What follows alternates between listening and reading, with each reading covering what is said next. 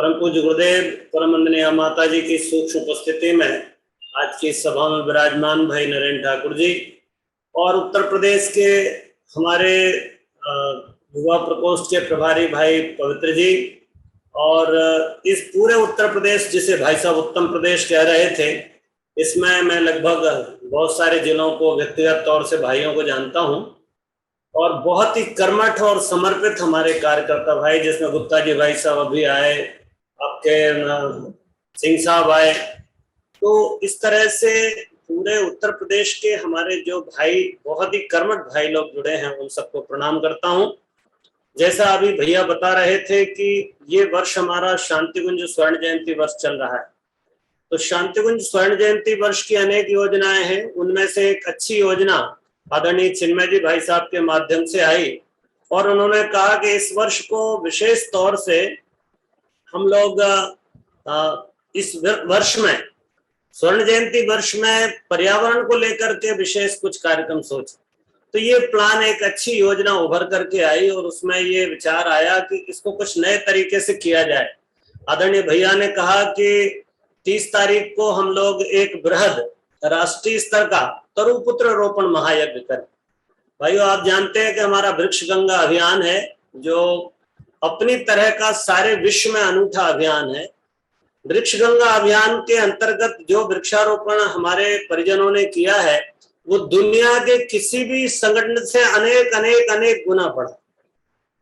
मैं समझता हूं कोई राष्ट्रीय स्तर पर, अंतरराष्ट्रीय स्तर पर ऐसा संगठन नहीं है जो इतनी बड़ी संख्या में इतने व्यवस्थित तरीके से पौधों को रोपण कर रहा है और पाल पोष रहा है। आज लगभग 250 से ज्यादा पहाड़ियां हरी हैं, 200 के आसपास स्मृति उपवन बने हुए हैं और घर घर में वाटिकाएं, माता भगवती की बाड़ी, शक्ति रोपणी, इस तरह के तो बहुत सारे प्रकल्प हमारे खड़े हुए हैं। व्यक्तिगत तौर पे भी जो रिपोर्ट में देख रहा था, उसमें बहुत सुंदर बात लगी कि किस तरह से 11,000 पेड़ों का रोपण किया गया, 4 किलोमीटर के रोड के साइड में रोपण हुआ।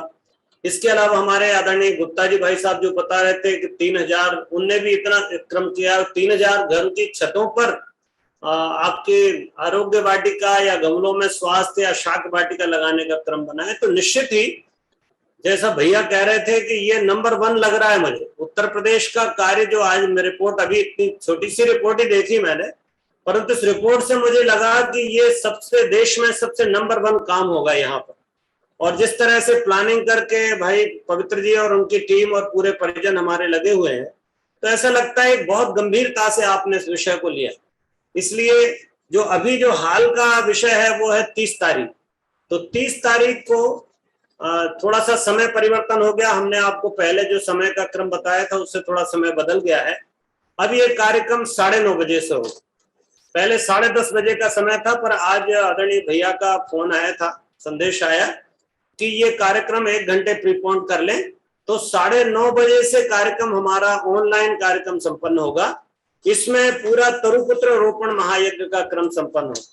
एक बड़े ही अच्छे, इसमें फॉरेस्ट डिपार्टमेंट के बड़े अधिकारी पीसीसीएफ हैं, आदरणीय पीसी दुबे जी, वो भी इस कार्यक्रम में जुड़ रहे हैं, भैया के साथ मंच पर भी रहेंगे। तो आदरणीय चिन्मय जी के नेतृत्व में अभी पिछले दिनों आपने देखा होगा बहुत बड़े बड़े वृक्षारोपण के कार्यक्रम संपन्न हुए, जिसमें औरंगाबाद का बिल्कुल रिसेंट कार्यक्रम है जहां 12,000 पौधों का रोपण किया गया।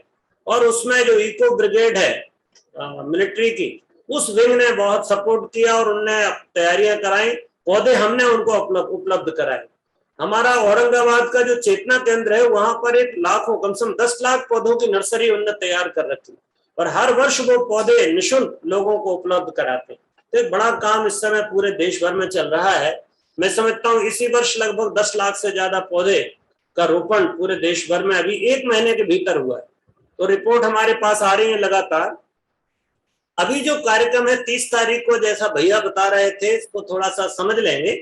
कार्यक्रम में 6 कार्यक्रम इसमें जुड़े, उनमें से आपकी जो सहूलियत हो उस कार्यक्रम को आप अपने यहाँ आपको करना है और व्यवस्थित करना है और हमारे साथ जुड़ के करना है। उस दिन हमने आपको शेयर की हुई है आईडी, तो जूम पे आप जुड़ सकते हैं, अपने यूट्यूब के साथ में, फेसबुक पर, इस पर आप कहीं ना कहीं जुड़ जाइए जिससे कि आप संबद्ध रहेंगे और सारे कार्यक्रम को देखते रहेंगे और उसके अनुसार ही आप कार्यक्रम करेंगे। मैंने आपसे निवेदन किया कि जो वृक्ष गंगा अभियान है उसकी जो विशेषता है वो है तरु पुत्र योजना और तरु मित्र योजना।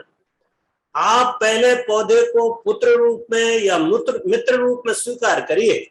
जब तक आप उसको पुत्र के रूप में या मित्र के रूप में स्वीकार नहीं करते तब तक आप उसके रोपण का तो ध्यान रखते हैं, पालन पोषण का ध्यान नहीं रख पाते।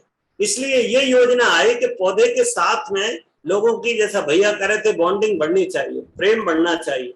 तो पौधों के साथ हमारा जीवन कैसे संबद्ध हो जाए, इसकी कार्य योजना पूरी वृक्ष गंगा अभियान बनी हुई है। तो इसमें 30 तारीख को हम सबसे पहला तो ये रखा है कि कम से कम 108 स्थानों पर सामूहिक वृक्षारोपण। उस दिन जन्माष्टमी का दिन है, सामूहिक वृक्षारोपण होगा, मंची कार्यक्रम होगा छोटा सा, तरुपुत्र रोपण महायज्ञ का क्रम, उसमें आप चाहें तो गाय के उपले पर छोटा सा 5 आहुति का यज्ञ करें या दीप जला करके, अगरबत्ती जला करके भी आप उस यज्ञ प्रक्रिया को 5 आहुतियां दे सकते हैं। वो प्रक्रिया पूरी यहाँ से कराई जाएगी, तो आप उसमें जुड़ जाएंगे। और 5 आहुतियों में उसमें साधारण सी क्रम है। पहली आहुति हम धरती को देते हैं जिसकी गोद में वृक्ष को रोपित किया जा रहा है। दूसरी आहुति हम भगवान सविता को देते हैं जो उसका पालन पोषण करते हैं। तीसरी आहुति वरुण देवता को देते हैं। चौथी आहुति जल देवता को देते हैं, 5वीं वृक्ष के नाम की। तो इस तरह से 5 आहुतियों का छोटा सा यज्ञ करके जहां संभव है उसमें सोचा गया कम से कम 108 स्थान ऐसे हों जहां पर हम लोग सामूहिक वृक्षारोपण करें। भले 50 वृक्षों, 100 वृक्षों, 200 वृक्षों, आप एक साथ पूरी व्यवस्था बना लीजिए। पूर्व से आप गड्ढे खोद लीजिए, तैयारियां कर लीजिए, पौधे चयनित कर लीजिए, स्थान चयनित कर लीजिए, लोगों को चिन्हित करिए कि जो मित्र या उसको पुत्र रूप में स्वीकार करेंगे, ऐसे लोगों को संकल्पित करा लीजिए कि भाई एक पौधा आप करेंगे। तो पति पत्नी दोनों को तैयार कर लें, हस्बैंड वाइफ दोनों को एक पौधा पुत्र रूप में गोद दे दिया जाए, और विद्यार्थी है, अविवाहित व्यक्ति है तो उसको एक मित्र रूप में दे दिया जाए पौधा, और फिर उनको गड्ढे पर वहां बिठा करके विधिवत ये तरु पुत्र रोपण महायज्ञ का जो क्रम होगा जिसमें तरु मिलन है, तरु के उपकारों का स्मरण है, फिर एक छोटा सा पूजन का क्रम है। वो पूजन का क्रम कराने के बाद में फिर वृक्षारोपण और फिर जल सिंचन का, तरु सिंचन का काम होता है। तो इस तरह से 108 स्थानों पर हमको सामूहिक वृक्षारोपण का क्रम करना है। तो एक तो ये तैयारी है। दूसरी है, ये वर्ष हमारा शांति कुंज का स्वर्ण जयंती वर्ष है, तो ये विचार आया कि अभी 30 तारीख को 50 स्वर्ण जयंती वनों की स्थापना, शांति कुंज स्वर्ण जयंती वन। ये शांति कुंज स्वर्ण जयंती वन क्या है? तो शांति कुंज स्वर्ण जयंती वन में साधारण सी बात है, ये सामान्य वृक्षारोपण है पर एक स्थान पर है, उसको शांति कुंज का स्वर्ण जयंती वन डिक्लेयर करना है। तो आपको उसमें वृक्षारोपण का क्रम करना है। 7 ऋषियों के 7 प्रकल्प, 7 प्रखंड अलग अलग बना सकते हैं और उनमें 10-10, 20-20, 50-50 पौधे रोपित हो सकते हैं। और उनको ऋषियों के नाम से जो बोर्ड भी हम आपको शेयर कर रहे हैं, तो वो बोर्ड भी हम आपको दे देंगे। वो बोर्ड आप उसमें लगा सकते हैं। ऋषि परंपरा शांति कुंज ने जो पुनर्जीवित किए, तो उनका भी हम लोग ये काम कर सकते हैं कि उनके बोर्ड भी उसमें डिस्प्ले कर दें। तो इस तरह से आप देखेंगे शांति कुंज स्वर्ण जयंती वन में एक स्थान पर बड़ा वृक्षारोपण का कार्यक्रम है। उस दिन 30 तारीख को भैया यहाँ से एक बोर्ड का अनावरण करेंगे। शांति कुंज स्वर्ण जयंती वन बोर्ड का लोकार्पण और अनावरण, बोर्ड का अनावरण और लोकार्पण होगा। तो आप अपने यहाँ भी आप बोर्ड बनवा लें। बोर्ड का प्रारूप हमने आपको साइट पे जो लिंक भेजी है उस पर दिया हुआ है, आप उसको प्रिंट करा लीजिए, उसमें अपने यहाँ का स्थान का नाम लिखा दीजिए और उसको प्रिंट करा के बोर्ड को तैयार करके रख लें। एक मंत्र दुपट्टा उसके ऊपर डालकर रखें। जब भैया यहाँ से अनावरण कर रहे हो और यहाँ के अतिथि अनावरण कर रहे हो, तब आप भी अपने शांति कुंज स्वर्ण जयंती वन का लोकार्पण और अनावरण कर लें। अब ये शांति कुंज स्वर्ण जयंती वन हो सकता है आपने पहले भी कोई वन तैयार किया हो और अभी तक उसको कोई नाम नहीं दिया है, तो उसमें भी उसको भी आप शांति कुंज स्वर्ण जयंती वन का नाम दे सकते हैं। या तो नया रोपण करें, नई स्थापना करें, और अगर 1-2 साल में आपने कोई तैयार किया है तो उसको भी आप उसका नाम दे सकते हैं शांति कुंज स्वर्ण जयंती वन। तो इस तरह से वन के अंतर्गत ऋषियों के उपवन और उनमें ऋषियों की परंपराओं के बोर्ड लगाना, तो ये एक क्रम इसके साथ जुड़ा हुआ है। तो इस तरह से हमको 50 कम से कम शांतिकुंज स्वर्ण जयंती वन इस वर्ष 30 तारीख को पूरे देश में स्थापित करना है। तो बड़ा कार्यक्रम है ये, 50 स्वर्ण जयंती वनों का लोकार्पण होगा। तीसरा इसमें जो काम जोड़ा है वो बहुत ही अच्छा काम है।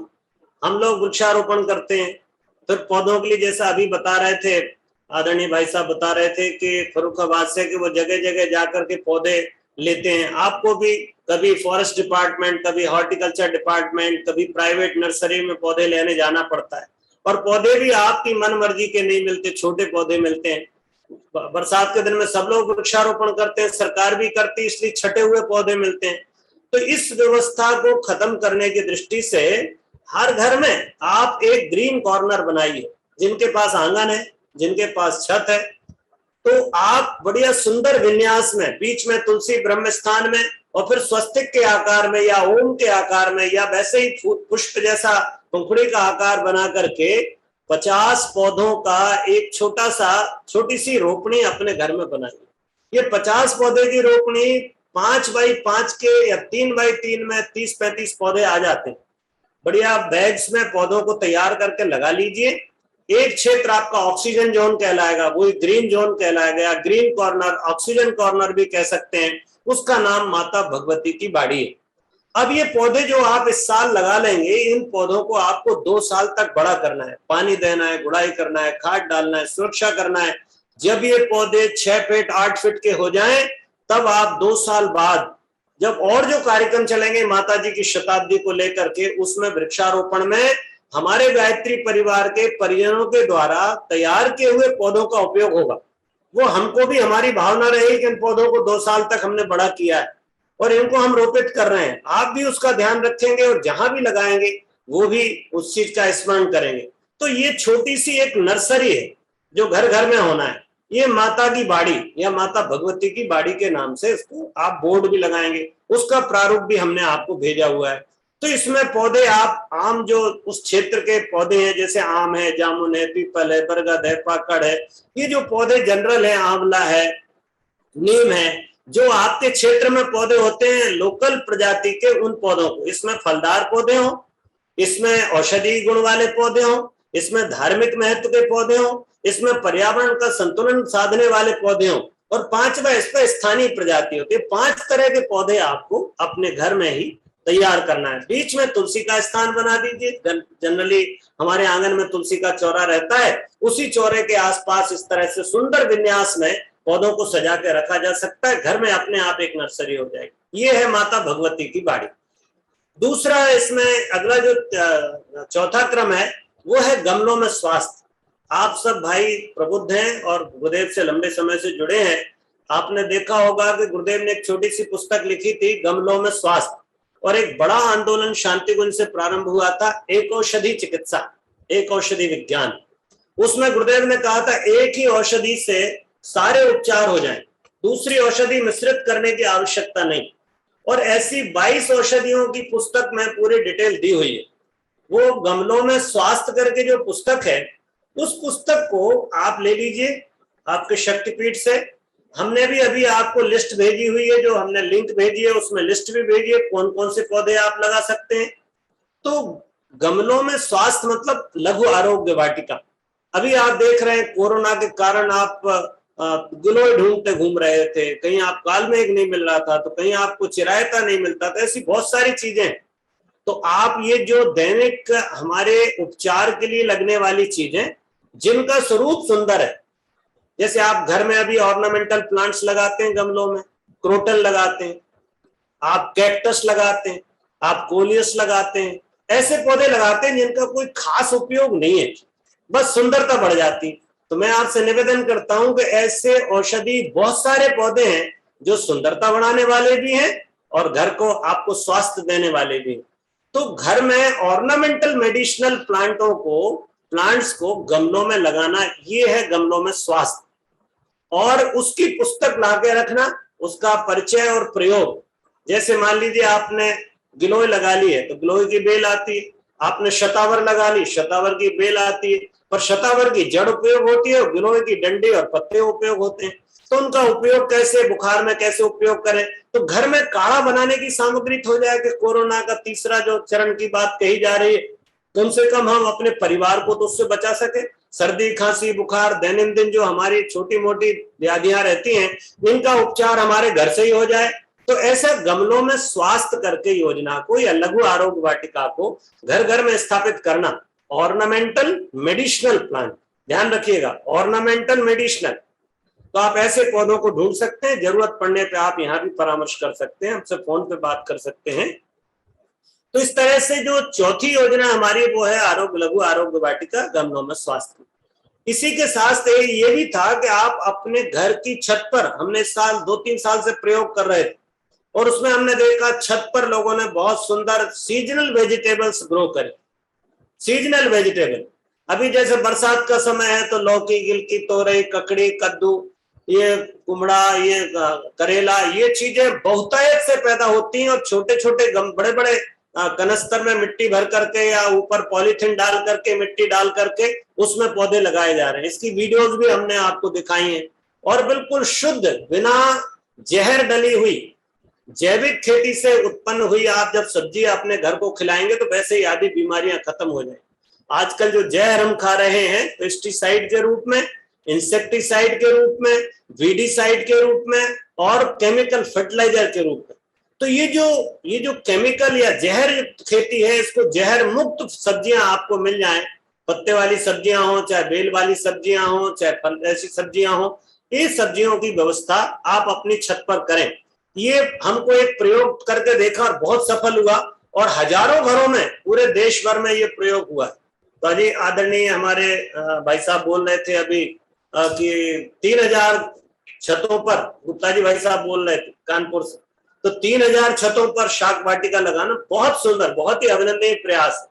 तो इस तरह से हम लोग ये काम कर सकते हैं। हमारे भूपेंद्र पाठक जी भाई साहब लगे हुए हैं, वो भी बहुत बड़ा काम करते हैं, अच्छा प्रयोग कर रहे हैं। तो ऐसे पूरे जगह जगह हमको प्रयोग करना है। ये होगी आपकी शाक वाटिका। इसके बाद 5वां कार्यक्रम है जिसमें आपने पहले कभी भी कहीं पर श्री राम स्मृति उपवन बनाए होंगे। वैसे उत्तर प्रदेश में ज्यादा नहीं है मुझे जानकारी जहां तक है, क्योंकि उत्तर प्रदेश में जमीन की बड़ी दिक्कत। पर आप अगर स्मृति उपवन ना बने हो तो आप माता जी को, नदी माता को, गंगा मैया को, आपके दूसरी नदियों को, यमुना मैया को, गोदावरी को, गोदावरी तो उधर हो गई आपकी, क्या बोलते हैं आपके, तो इस तरह से अलग अलग नदियों के तट पर हरियाली की चूनर चढ़ाना। ये भी हो सकता है जैसे गोमती के तट पे किया हुआ है, आप कभी वहां जाइए सुल्तानपुर, एक गोमती के तट पर उन्होंने बहुत सुंदर वन विकसित किया, हरी चूनर चढ़ाई हुई। मैं गया 2-3 बार, तबीयत खुश हो जाती। शानदार एक चुनरी चढ़ा रखी उनने, वो घाट विकसित किया हुआ है पूरा। तो ऐसा अपन भी नदियों के तट पर, चाहे वो गंगा के तट पर हो, यमुना के तट पर हो या गोमती के तट पर हो, कहीं ना कहीं हमको इस तरह का क्रम कर सकते हैं। यदि आपने पूर्व से किया है तो उस दिन 30 तारीख को आपको उन लोगों को बुलाना है जिनने पौधे लगाए थे। आप उनको आमंत्रित कर दीजिए भाई साहब 30 तारीख को 9:30 बजे आप वहां पधारिए।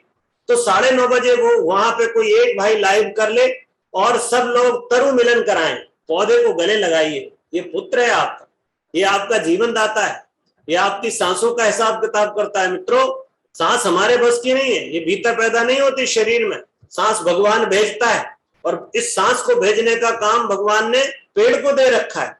इसलिए पता नहीं ये सांसें कब तक आती रहे, उसका धन्यवाद कर लें, सांसों का कर्ज चुकाएं, कम से कम एक पेड़ को गले लगाएं, सिंचन करें, एक पेड़ का रोपण करें।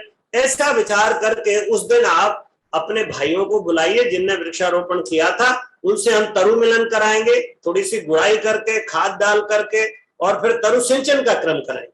और उस दिन छोटा मोटा कुछ रिफ्रेशमेंट उनसे ही कहिए, आप अपना टिफिन लेते आइए और पौधे के साथ में पौधे को भी पानी पिलाइए, खाद दीजिए, भोजन कराइए अपने बच्चे को, और उसके साथ बैठ करके आप भी अपना टिफिन खोल करके पौधे की जड़ के पास बैठ के खाइए, आनंद हो जाएगा। शायद आपका बेटा इतना आपको खुश ना कर पाएगा जितना एक पौधा जिसे आपने रोपित किया है वो आपको सुख देता है। इसलिए उस दिन एक बड़ा काम ये भी होगा कि जहां जहां पहले स्मृति उपवन बने हुए हैं वहां पर तरु मिलन, तरु सिंचन और तरु पूजन का क्रम कराएंगे। तो इसमें आप जोड़िए अपने लोगों को। और छठा इसमें यह है कि अगर मान लो इसमें से आप किसी में भी ना जुड़ पाए, आपको कहीं मौका नहीं मिल रहा है, आपके यहाँ सामूहिक वृक्षारोपण नहीं है, कोई स्मृति उपवन नहीं बना है, तो आप अपने यहाँ 2 तरह के पौधे ला सकते हैं। चाहे तो पॉलिथीन में कोई फलदार पौधा, कोई मेडिसिनल प्लांट, कोई धार्मिक महत्व का पौधा ले आइए और उस दिन तरुपुत्र रोपण महायज्ञ में आप भागीदार बनिए पौधे के साथ में।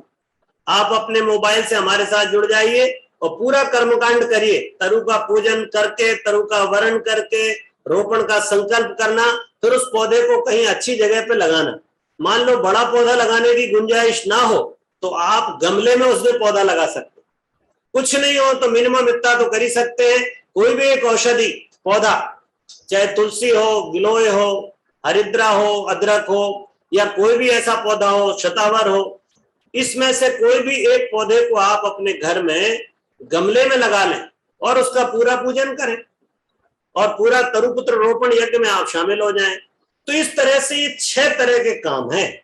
108 स्थानों पर सामूहिक वृक्षारोपण, 50 स्थानों पर शांतिकुंज स्वर्ण जयंती वन की स्थापना, फिर इसके बाद में 1008 घरों में माता भगवती की बाड़ी की स्थापना, फिर 1008 गमलों में स्वास्थ्य या लघु आरोग्य वाटिका की स्थापना, मिनिमम बता रहा हूं, और फिर पूर्व में रोपित स्मृति उपवन में तरु मिलन, तरु सिंचन, तरु वरण का क्रम, और छठा कार्यक्रम है व्यक्तिगत रूप से पौधों के साथ जुड़ना। तो इस तरह से 6 तरीके से आप इस कार्यक्रम में भागीदार बन सकते हैं। हमारी प्रार्थना यही है कि आप अच्छी तरह से सोच लें और इस क्रम को करें। हमने इससे संबंधित आपको लिंक भी अभी भी शेयर की हुई है, आपके चैट बॉक्स में आप देखेंगे तो मिलेगा। इसमें आपको एक निवेदन मेरा आप सबसे है, क्योंकि आप सब प्रभारी लोग हैं, कर्ता धर्ता हैं, लीडर्स हैं, तो एक तो ये है कि आप अपने प्रदेश का एल्बम तैयार करिए, कहाँ कितना वृक्षारोपण हुआ है, अच्छे फोटोग्राफ छोटे से विवरण के साथ में आप पूरे प्रदेश का एक एल्बम बनाएं कि हमने वृक्ष गंगा में ये काम किया। वृक्ष गंगा अभियान शांतिकुंज हरिद्वार उत्तर प्रदेश गायत्री परिवार के द्वारा किया हुआ कार्य उसमें दिखे। ऋषियों की परंपरा के बोर्ड और अलग अलग बोर्डों के पूरे प्रारूप हमने आपको उपलब्ध करा दिए, वो आप हमसे लेकर के और भी शेयर कर सकते हैं। कार्यक्रम का स्वरूप क्या होगा, कल आपको चूंकि आज परिवर्तित हुआ है तो कार्यक्रम का परिवर्तित स्वरूप भी हम पूरा आपको मिनट टू मिनट कार्यक्रम दे देंगे। इसके अलावा आपके यहाँ जो भी प्लांटेशन हो रहा है, छोटी छोटी वीडियो बनाइए और छोटी छोटी वीडियो यूट्यूब पे अपलोड करिए अपनी भाषा में, आप ही खींचिए बढ़िया सुंदर, धीरे धीरे बिल्कुल हाथ को साध करके अच्छे से बोलते हुए आप छोटी छोटी वीडियो अपने प्लांटेशन की बना करके डालिए। सारी दुनिया देखेगी गायत्री परिवार उत्तर प्रदेश के लोग उत्तम प्रदेश बनाने के लिए कैसे हरा भरा प्रदेश बनाने का काम कर रहे हैं। जहां गंगा बहती हो, जहां यमुना बहती हो, ऐसे दिव्य स्थल को कैसे हरा भरा बनाया जा रहा है। और दूसरी बात मैं कहता हूँ, रिपोर्टिंग पे जरूर ध्यान दीजिएगा। आप अपनी सारी रिपोर्टिंग हमको मेल करिएगा, युवा प्रकोष्ठ के मेल आईडी पर आप भेजिएगा, जोनल पे भेजिएगा, जिससे कि यहाँ आपका पूरा रिकॉर्ड हम लोग अपडेट कर सके। और वो रिकॉर्ड यहाँ पर आपको अपना एल्बम भी बनाना है और एक रिकॉर्ड बनाने का हमारे टोटल वृक्षारोपण कितना हुआ, कितने क्षति हमारी शाक वाटिकाएं गमलों में स्वास्थ्य बने, कितनी लघु आरोग्य वाटिका बनी, कितने स्मृति उपवन बन गए। तो इस तरह से आप उसको भी करें। और जो शांतिकुंज स्वर्ण जयंती वन जो बने आपने, वो बोर्ड लगाएंगे तो बोर्ड के उद्घाटन के लिए कोई अच्छे अतिथि को आमंत्रित करिए। कोई विधायक हो सकते हैं, कोई बड़े संत हो सकते हैं, कोई अधिकारी हो सकते हैं, कोई विशेष व्यक्ति हो सकते हैं, उनको उस दिन आमंत्रित करके और उनके माध्यम से उसका उनको सम्मान देते हुए अगर आप कराएंगे तो भविष्य में भी आपको और सहयोग मिलेगा। इसके अलावा जो दूसरी संस्थाएं हैं, कई ऐसी संस्थाएं जो पर्यावरण पर काम कर रही हैं, उनको अपने साथ आप जोड़ सकते हैं, तो वो पर्यावरण की संस्थाएं भी आपके साथ काम करेंगे और इस तरह से एक अच्छा काम हो सकता है। जैसे भाई उपाध्याय जी बता रहे थे, आपकी 8 बीघे जमीन आपको वाराणसी में मिल रही है, बिल्कुल गुरुदेव के नाम का वहां वन बनना चाहिए, पंडित श्याम शर्मा आचार्य स्मृति उपवन बनना चाहिए, क्योंकि गुरुदेव का जहां पे दीक्षा हुई हो, ऐसी दीक्षा स्थली पर उसको दीक्षा वन या कुछ ऐसा नाम दिया जा सकता है। तो उसके नाम से बहुत सुंदर बढ़िया तैयारी करिए, उसको करिएगा। गोविंद सिंह जी जो बता रहे थे, तो वहां पर ही फर्रुखाबाद में भी आपने जो प्लांटेशन कर रखा है उसको जरूर अपने बोर्ड लगा के नामित करें। लोग कुछ नहीं करते, अपना बैनर लेकर के खड़े हो जाते हैं और अपना फोटो खिंचवा लेते हैं। ऐसा हम लोग तो करते नहीं, पर हम जो कर रहे हैं कम से कम वो तो प्रदर्शित हो जाए। तो इस तरह से भाइयों जन्माष्टमी के दिन ये कार्यक्रम होगा। जहां भी आप कार्यक्रम रखेंगे, मंच पर जो अध्यक्षता करेंगे वो एक कदम का पेड़ ले आना, कदम के पौधे को मंच पर बिठा दीजिएगा पूजा पीठ पर, वही उसके कार्यक्रम की अध्यक्षता करेंगे। कदम का पेड़ ही अध्यक्ष होगा। तो ये भी आपको ध्यान रखना है। उस दिन भगवान कृष्ण का जन्मदिन है और संयोग की बात है उस दिन चिन्मय भैया का विवाह दिवस भी, तो दोनों चीजें एक साथ हो जाएंगी। उनको भी एक अच्छी गिफ्ट होगी जब हम पूरे देश भर में लाखों की संख्या में पौधे लगाएंगे। न सिर्फ उत्तर प्रदेश वरन सभी जगह हमने आपको ऋषियों के नाम के पौधे भी उपलब्ध कराए हैं। आप देखेंगे हमारे लिंक को, तो उसमें हमने एक प्रेजेंटेशन शेयर किया हुआ, उसको आप खोलिएगा तो अलग अलग ऋषियों के नाम के कौन कौन से पौधे हो सकते हैं। तो आप ऋषियों के नाम के पौधे भी अलग अलग ऋषियों के नाम के उपवन में लगा सकते हैं, वो भी एक बात है। इस तरह से आपको अलग अलग क्रम में, जैसे गमलों में स्वास्थ्य में ग्लोय है, तुलसी है, अड़ूसा है, कालमेघ है, अदरक है, हल्दी है, मीठा नीम है, आज्ञा घास है, एलोवेरा है, ये चीजें ऐसी हैं, शरपुंखा है, आपका पत्थर चटा है, ऐसी कई चीजें हैं जो दैनिक उपयोग में आपको आती हैं और छोटी मोटी बीमारियों को ठीक करने में गुरुदेव ने उनका बड़ा योगदान लिखा है। तो ऐसे हम ये गमलों में स्वास्थ्य की भी हमने आपको डिटेल पूरी दे रखी है। जो छत पर कौन सी सब्जियां लगा सकते हैं उसके भी नाम दिए, यद्यपि आप उसको सब जानते हैं। तो इस तरह से आपको ये काम करना है। और कहीं भी कुछ भी ना हो तो मैं आपसे कहता हूँ, एक हमारा बहुत अच्छा प्रयोग हुआ, वो हुआ किसानों की मेड़ पर फलदार वृक्षों का रोपण। मध्य प्रदेश में एक बड़ा अच्छा प्रयोग किया गया। 5000 किसानों को आम के पेड़ बांटे गए और उनके खेत पर आम का पेड़ लगवाया गया। तो ये भी एक हो सकता है हमारे वृक्षारोपण का। इस साल कोविड का बहुत मारामारी रही है और हमारे कई अच्छे अच्छे परिजन दिवंगत हो गए। उनकी आत्मा की, उनकी शांति के लिए, उनकी स्मृति में आप कोविड के में जो जिनने शरीर त्याग दिया है उनकी स्मृति में भी लोगों से कह सकते हैं कि आप स्मृति उपवन में अपने उन भाइयों की स्मृति में पौधा लगाइए या अपने पूर्वजों की स्मृति में पौधा लगाइए।